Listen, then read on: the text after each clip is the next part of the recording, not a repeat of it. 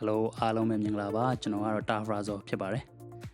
Tafrazo page ကနေကြိုဆိုလိုက်ပါတယ်ဒီနေ့ကတော့2026ခုနှစ်ဇန်နဝါရီလ24ရက်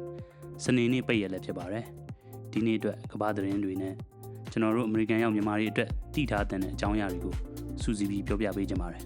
ပထမဆုံးအနေနဲ့အမေရိကန်ပြည်ထောင်စုဘက်ကိုအရင်သွားကြည့်အောင်ဗျာဒီနေ့မှာအမေရိကန်အနောက်ပိုင်းကမျိုးသားပန်းချန်ကြီးတွေမှာကေဟတ်နဲ့ပြုပြင်ထိန်းသိမ်းရေးစီမံကိန်းကိုစတင်လိုက်ပါပြီ။ဒါကဘာလဲဆိုတော့ကျူးကျော်မျိုးစိတ်တွေကိုဖယ်ရှားရေးမူလသဘာဝအတိုင်းပြန်ဖြစ်အောင်လုပ်ပေးမယ့်စီမံကိန်းပေါ့နော်။နောက်ပြီးတော့ကျွန်တော်တို့ Texas ပြည်နယ် Houston ဘက်မှာလည်းထူးခြားတာလေးတွေရှိပါတယ်။ဒီနေ့ကစပြီးကျောင်းကားတွေကို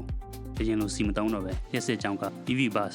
အစီးရေ100ကျော်ကိုစတင်ပြည်ဆင်းနေပါပြီ။ကလေးတွေကျန်းမာရေးအတွက်ရောမြို့ပြလေတူးအတွက်ပါတော်တော်လေးကောင်းမဲ့အပြောင်းအလဲတစ်ခုကိုပြောရမှာပေါ့နော်။ကျန်းမာရေးဘက်မှာလည်းသတင်းကောင်းတစ်ခုရှိပါတယ်ဗျာ။ FDA ကနေ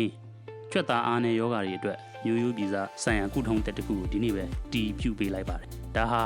ယောဂါတွေအတွက်တော့တကယ်ကိုမျှော်လင့်ချက်တက်ပါပဲ။ကဲနိုင်ငံတကာသတင်းဘက်ကိုနည်းနည်းကြည့်အောင်။အီတလီတောင်ပိုင်းမှာကတော့ကမ္ဘာပထမဆုံးနေအောင်ကြီးစွမ်းရင်သုံးရထားလိုင်းကိုဒီနေ့ပဲစတင်ဖွင့်လိုက်ပါပြီ။ထူးခြားတာကရှေးဟောင်းအမွေနဲ့မြို့လင်းမလို့ပတ်ဝန်းကျင်ကိုမထိခိုက်အောင်ဒီနည်းပညာကိုသုံးထားတာပါ။နောက်တစ်ချက်ကတော့ဩစတြေးလျမှာပါ။ဒီကနေ့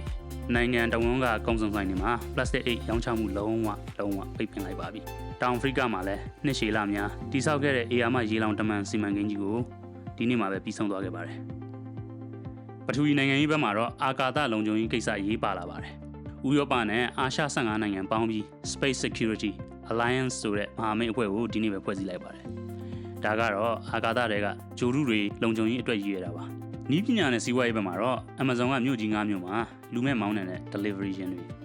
စတင်သုံးနေပါပြီ။ဂျပန်ဘက်မှာလည်းမျက်မှန်တက်စရာမလိုပဲကြီးလို့ရမယ့် 3D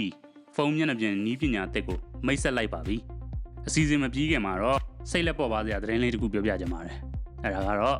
online မှာနာမည်ကြီးနေတဲ့စန်ဒီယာတီးနေတဲ့အကြောင်းလေးအကြောင်းပြီးတော့အသက်60အရွယ်အဖိုးတူ